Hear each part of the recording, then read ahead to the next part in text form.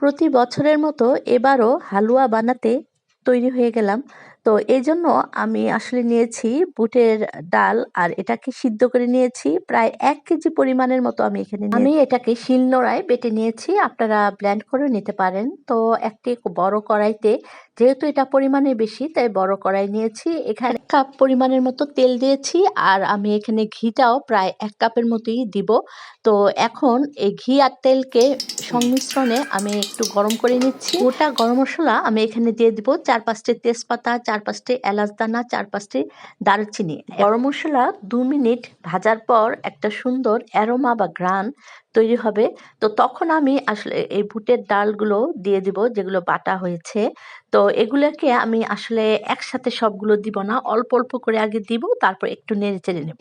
আবার অল্প, অল্প করে দিয়ে তারপর নেড়েচেড়ে দিচ্ছি। তো এভাবেই সবগুলো বুটের ডাল বাটাগুলো আমি এই তেলের মধ্যে দিয়ে আরও কিছুক্ষণ ভাজবো। আসলে এটা ১০-১২ মিনিটের মতো আমি একটু ভেজে নিয়েছি। বুটের ডালের আর তেমন একটা গন্ধ এখানে পাওয়া যাচ্ছে না। তবে একটা ভাজা, ভাজা সুন্দর ঘ্রাণ এখানে পাওয়া যাচ্ছে। তো ঠিক সেভাবেই আপনারা ভেজে নিবেন। তো এখন এটাতে আমি ভাজার পরে চিনি দিয়ে দিচ্ছি। আর চিনিটা কিন্তু আসলে পরিমাণ মতো। এটা যে বেশি যতটুকু খায়, কেউ কম খায়, কেউ বেশি খায়। তো আমি এখানে একটু বেশি দিয়েছি যেহেতু ডালগুলো বেশি, পরিমাণটা বেশি কারণে আমি চিনিটাও বেশি দিয়েছি। আর এখানে স্বাদমতো আমি কিছু লবণও দিয়ে দিচ্ছি। হালুয়াটাকে কিন্তু অনবরত নাড়তেই হবে। নাড়তে, নাড়তে একদম ভাজা, ভাজা করে ফেলতে হবে। কোনো পানি বা লাম্পস থাকা যাবে না। তো আর এখানে আমি ১ বাটি পরিমাণের মতো গুঁড়ো দুধ এখানে দিয়ে দিয়েছি। দুধ, চিনি ভালো করে দেওয়ার পর এগুলোকে নেড়েচেড়ে দিচ্ছি। একদম ডালের সাথে মিক্সড করে ফেলবো। তো এই পর্যায়ে আমি কতগুলো কিশমিশ দিয়ে দিচ্ছি। তো কিশমিশটা আপনারা যারা পছন্দ করেন তো দিতে পারেন, আর না দিলেও সমস্যা নেই।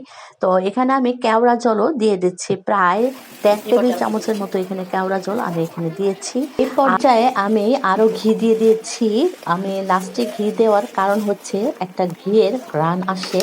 তো এজন্য আমি ঘিটা দিয়ে দিলাম। প্রায় ৪-৫ চামচের মতো দিয়েছি। তো একটা যখন হয়ে গেছে, ভাজা, ভাজা হয়ে গেছে হালুয়াগুলো, তো আমি এটা একটা ডিশের মধ্যে বেড়ে নিয়েছি।